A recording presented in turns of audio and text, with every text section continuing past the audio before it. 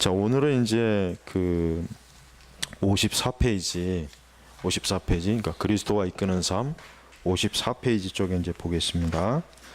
그래서 이제 거듭나지 못한 자의 비참함이에요. 예, 이제 거듭나지 못한 자의 비참함.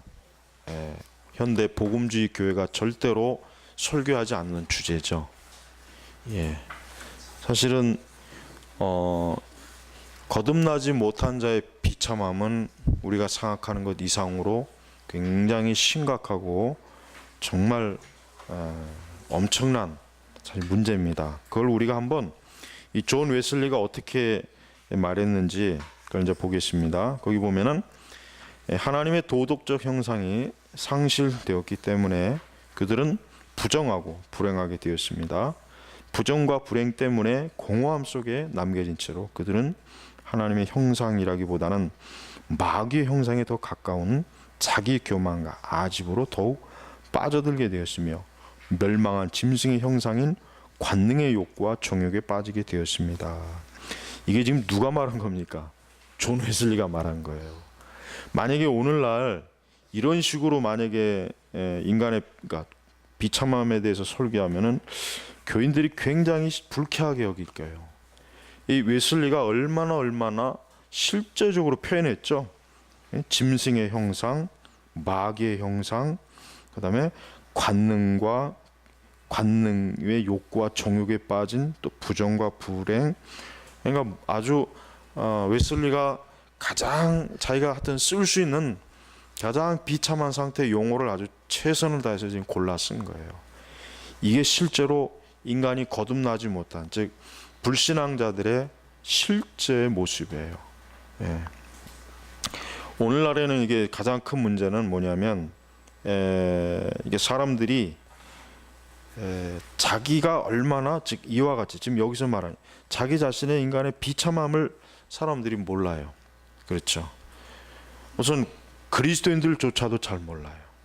제가 말한 것처럼 지금 교회에서 웨슬리가 이렇게 중생에 대해 그러니까 중생하지 못한 자가 이와 같은 사람이다라고 가르치거나 설교하는 목회자는 사실 거의 없어요. 약간 그냥 우리는 죄인입니다. 하나님 믿지 않는 사람은 죄인입니다. 요 정도 차원이지 지금 이렇게 뭐 짐승의 형상, 뭐 또 마귀의 형상 이런 식으로 얘기는 거의 안 하잖아요. 근데 사실 이게 맞는 거란 말이에요. 그래서 인간이 가장 먼저 알아야 될 게 있습니다. 우리 그리스도인들도 마찬가지예요.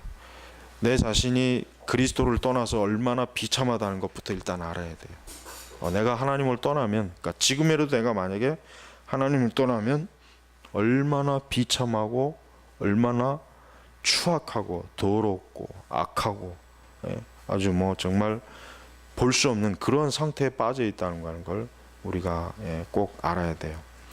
그 엘리펀트 머니라고 하는 그 책도 있고, 그게 아마 예전에 한번 영화로도 한번 나온 적이 있는 것 같은데, 이게 실제로 있었던 일이에요. 어떤 사람이 19세기에 그 형상이 정말 너무 추해가지고 그냥 진짜 꼭 정말 괴물의 형상처럼 그 형상을 가진 사람이 있었대요. 그래가지고 그 사람을 막 보려고 이제 사람들이 돈을 내고 이렇게 보는 거예요. 그러니까 너무 추한 거예요. 그 아주 추한 형상을 보려고. 근데 이제 그 책의 이제 결론은 이제 그 사람이 그 내면의 아름다움을 사실은 이제 말하는 거죠. 그러니까 겉으로는 추한 사람이 그 내면은 너무 순수하고 아름답다는 걸, 사실 그걸 이제 얘기하는 주제인데, 우리 인간은 반대로 됐어요. 우리가 뭐예요? 우리가 겉은 깨끗하게 할 줄 알아요. 깨끗하게 아주 화장도 하고 옷도 깨끗하게 했고, 그러나 사실 우리 인간의 우리 이 내면이 만약에 어떤 형상화 된다면 세상에서 가장 추하고 더러울 거란 말이죠. 그러니까 성경은 인간에 대해서 정직하게 얘기하잖아요. 정직하게. 어떻게 합니까? 아주 추하고 더럽고 비참하고 뭐 더 이상 손을 댈 수 없는 가장 극악한 자로 이렇게 지금 만드는 거란 말이에요. 그래서 지금 파스칼도 파스칼의 그 팡세에서 지금 나오는 구절인데, 이 팡세에서 나온 구절을 한번 우리 형철 형제가 한번 읽어볼까요? 파스칼. 자신이 얼마나 비참한지를 알지 못하고 하나님을 아는 것은 오만을 낳는다. 하나님을 알지 못하고 자신의 비참함을 아는 것은 절망을 낳는다. 예수 그리스도를 통해서만 하나님을 알고 인간의 비참함을 동시에 알 수 있다. 예, 지금 파스칼이 팡세에서 쓴 책의 내용인데, 파스칼은 일단 카톨릭 교도입니다. 그렇지만 카톨릭 교도이지만 굉장히 그 신앙이 어느 정도 개혁적인 그 신앙이 많이 좀 비쳐요. 그의 그 글들을 이렇게 보면 이제 자신이 얼마나 비참한지를 알지 못하고 하나님을 아는 것은 오만이죠, 오만. 그렇지. 예. 그러니까 하나님을 우습게 여기겠죠. 내가 마치 하나님과 대등한 존재처럼 가겠죠. 또 하나님을 알지 못하고 자신의 비참함을 아는 것은 절망이죠. 이게 절망. 예. 존 버년이 굉장히 거듭나기 이전에 수년 동안 절망적인 상태에 있었잖아요. 번연이. 예수 그리스도를 통해서만 하나님을 알고 인간의 비참을 동시에 알 수 있다. 그렇습니다. 우리가 그리스도를 알 때, 내가 얼마나 비참하고, 또 그렇지만 내 자신이 그리스도 안에서 또 하나님의 그 영광스러움을 깨닫기 때문에 참 귀한 것이죠. 자, 리처드 십스는 제가 얼마나 비참하고 인간이 참모습이 어떤가를 성령이 깨닫게 하신다 그랬죠. 성령. 성령께서 하시는 가장 중요한 일이 뭐냐면 인간이 자기 자신의 본질을 깨닫게 하는 거예요. 본질. 언제 거듭나냐 이렇게 물어볼 때 그게 좀 기준이 좀 그러겠지만 저는 이렇게도 대답할 수 있다고 생각해요. 그러니까 언제 이 사람이 거듭났을까? 그건 자기 자신의 비참한 모습을 발견했을 때. 그러니까 교회를 오래도록 다녀도 진짜 자기 자신이 비참하다는 것을 깨닫지 못하고 다니는 사람들이 많이 있어요. 사실 지금 이 복음주의 교회들의 문제는 뭐냐면 교인들에게 이런 걸 가르치잖아요. 당신은 아름답습니다. 당신은 참 사랑스럽습니다. 당신은 참 긍정적으로 삽니다. 당신은 참 하나님 안에서 참 아름다운 피조물입니다. 이런 식으로만 사실 교인들의 마음을 기분 좋게 들뜨게 만든다. 들뜨게. 이런 식으로.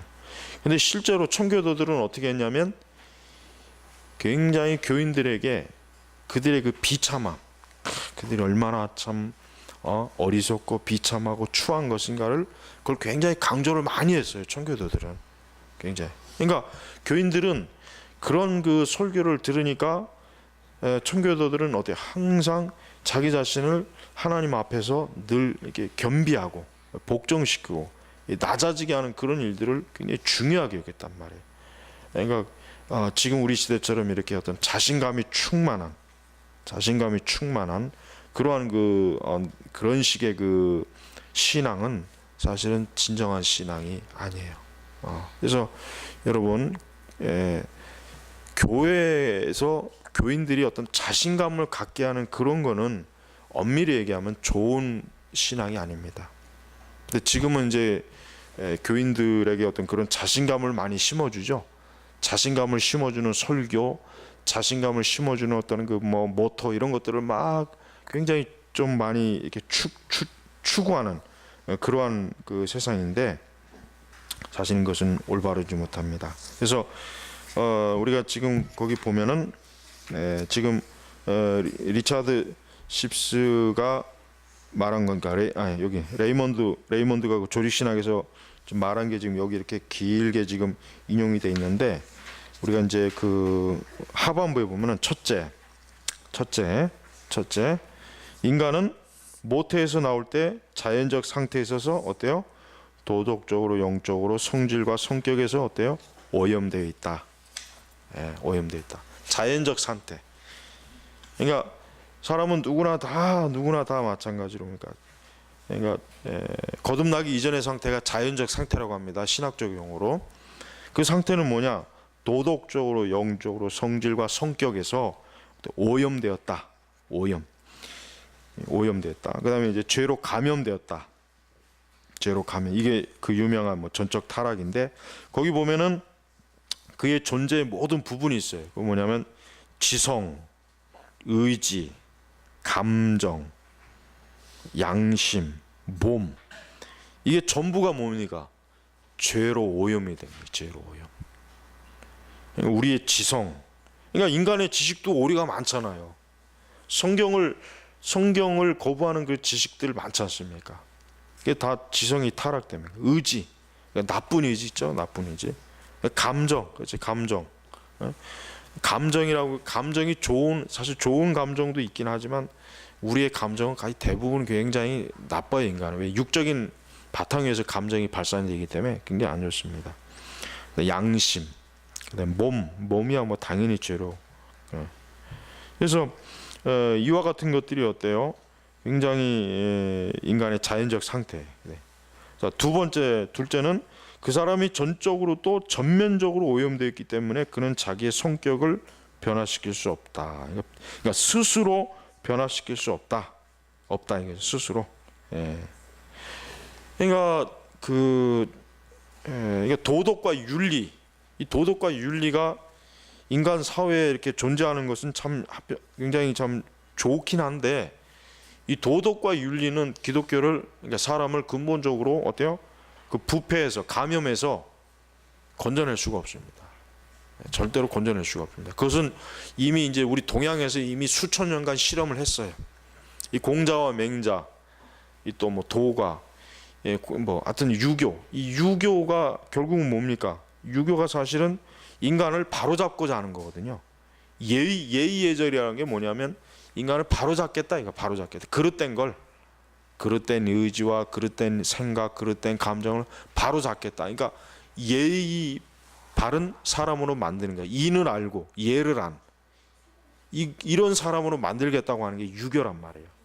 우리나라도 뭐 조선 500년이 유교가 완전히 모든 의식 구조에 딱 배어 있던 시대인데, 여러분 우리나라 조선 500년 동안 얼마나 많은 사건들이 있었습니까?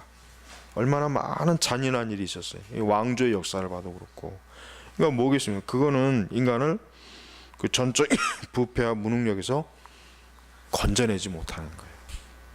건져낼 수가 없는 거예요. 근데 이게 굉장히 중요한데, 문제는 이 세상이 알지 못하는 게 바로 이겁니다.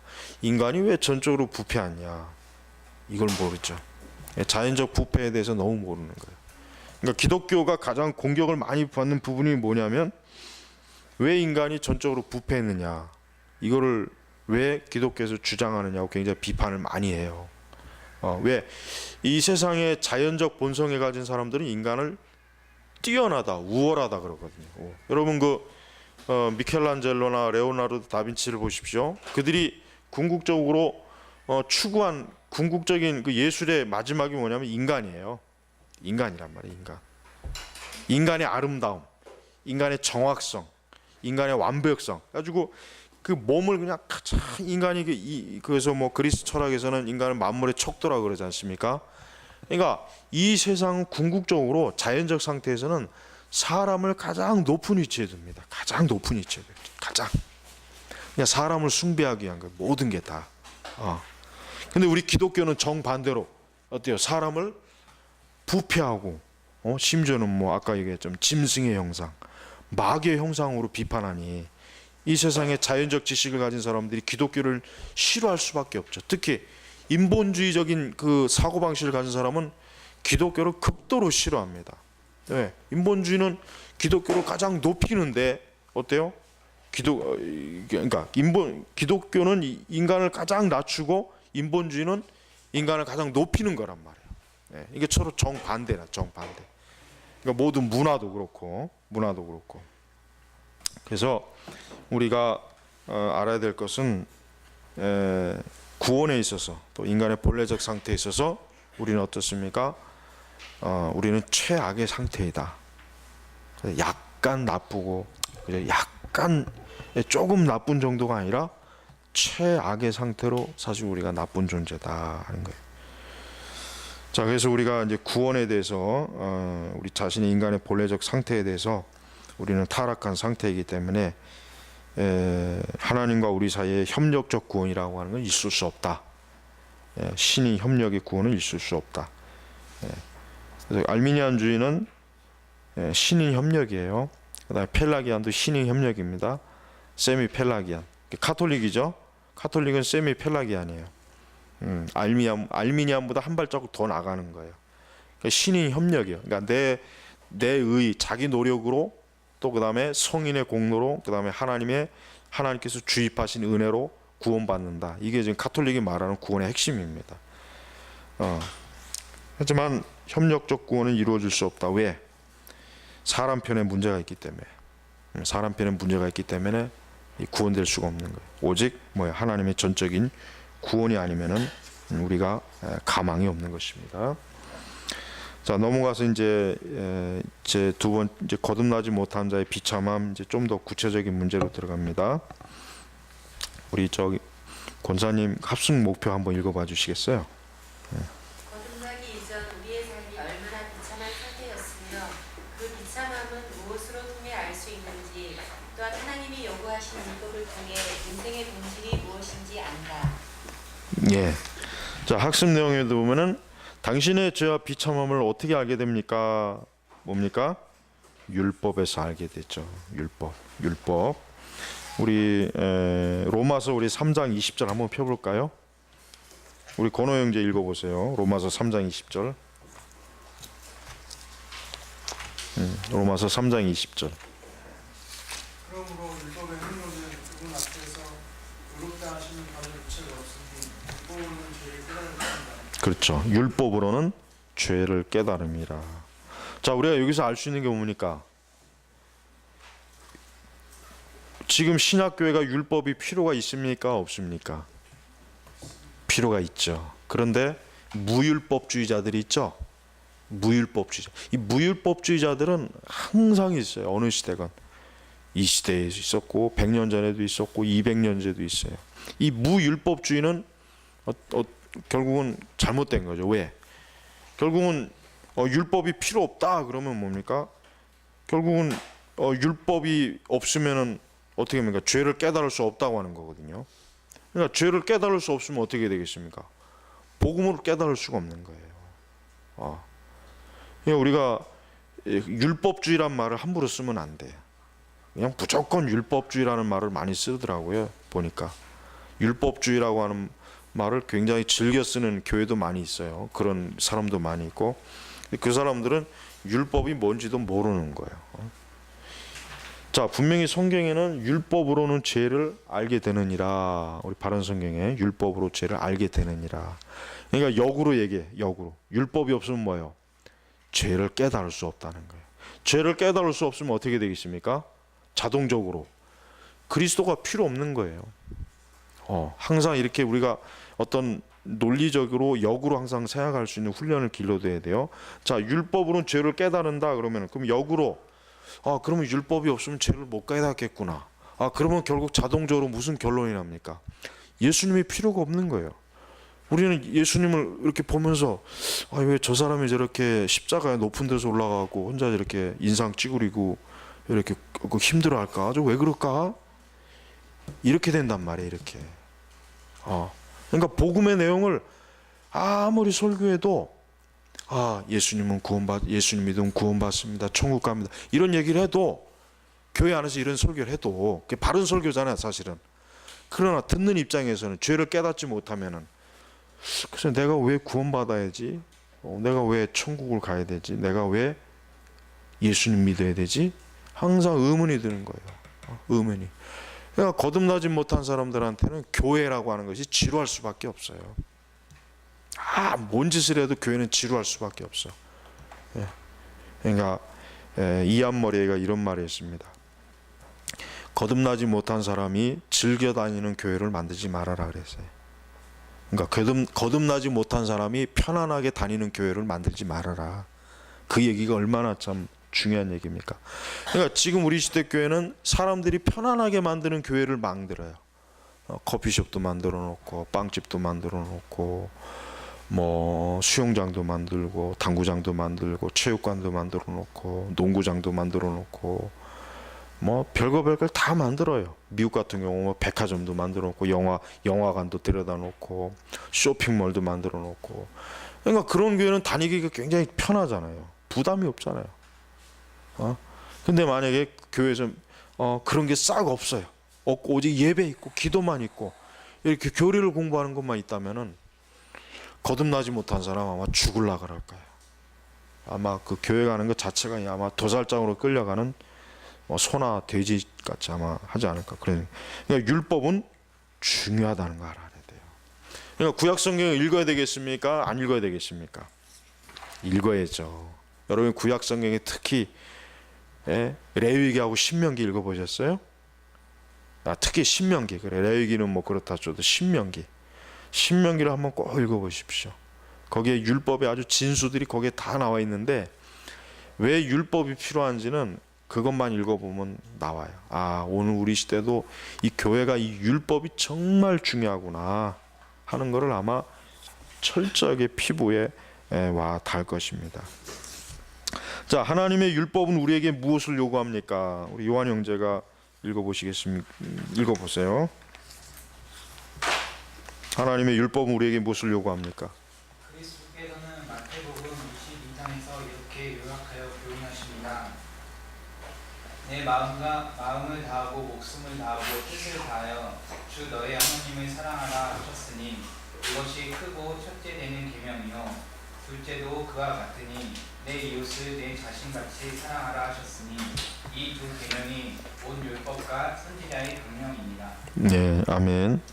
자, 그러니까 율법주의란 말을 쓰면 안 됩니다. 그걸 애용하면 안 돼요. 자칫하면은 예수님 말씀하신 것처럼 내 마음을 다하고 목숨을 다하고 뜻을 다하여 주 하나님을 사랑하는 것, 첫째는, 그다음에 둘째는 이웃을 사랑하는 것, 이게 율법의 강령이거든요. 그러니까 우리가 괜히 뜬금없이 자꾸 율법주의 하면은 율법은 나쁜 거구나 이런 식으로 한단 말인가? 아니죠. 그러니까 우리가 예수님께서도 오해하지 말라고 지금 바로 마태복음 22장에서 이 말씀을 하신 거예요. 벌써 이미 그때 오해하지 말아라. 구약의 율법이 너희들을 얽매이게 하고 억압하고 막 너희들이 힘들게 하려고 하는 게 아니다 하는 걸 말하는 것입니다. 그러니까 율법의 정확한 목적과 뜻을 우리가 알고 우리가 율법에 대해서 자꾸 얘기해야지 괜히 엉뚱하게 얘기하면 안 됩니다. 자, 우리 5번 우리 김 지사님 읽어봐 주시겠습니까? 5번째 문. 당신은 이 모든 것을 완전하게 지킬 수 있습니까? 아닙니다. 나는 본성적으로 하나님과 이웃을 미워하는 성향을 가지고 있습니다. 그렇죠. 자, 본성적으로 하나님과 이웃을 미워하는 성향을 가지고 있어요. 미워하는 성향. 이거는 하여튼 불변입니다. 그러니까 예수님께서도 내 이웃을 내 자신같이 사랑하라 했자. 그러니까 우리 요 말씀이 뭡니까?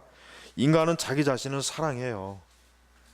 인간은 자기 자신을 사랑하지 않는 사람이 절대 없어요. 그런데 얼마나 많은 사람들이 이 본문을 목회자들이 잘못 가르쳐요. 너는 먼저 너 자신을 사랑해야 된다. 웃기는 말이에요. 인간은 자기 자신을 태어날 때부터 사랑해요. 다 철저하게 해서 그게 이기심이란 말이에요. 이기심. 자기 자신을 사랑하지 않는 사람은 한 사람도 없어요. 그러니까 벌써 예수님도 내 이웃을 내 자신같이 사랑하라 그랬잖아요. 벌써 인간은 자기 자신을 사랑하는 거예요. 그러니까 예수님은 너가 너 자신을 그렇게 사랑하는 것처럼 이웃을 사랑해라. 근데 본성적으로 우리가 이웃을 미워한단 말이에요. 미워하는 거. 그러면 이 본성적으로 미워하는 거를 어떻게 하면은 우리가 이웃을 사랑할 수가 있겠습니까? 성령 안에서 사랑하는 거지. 성령.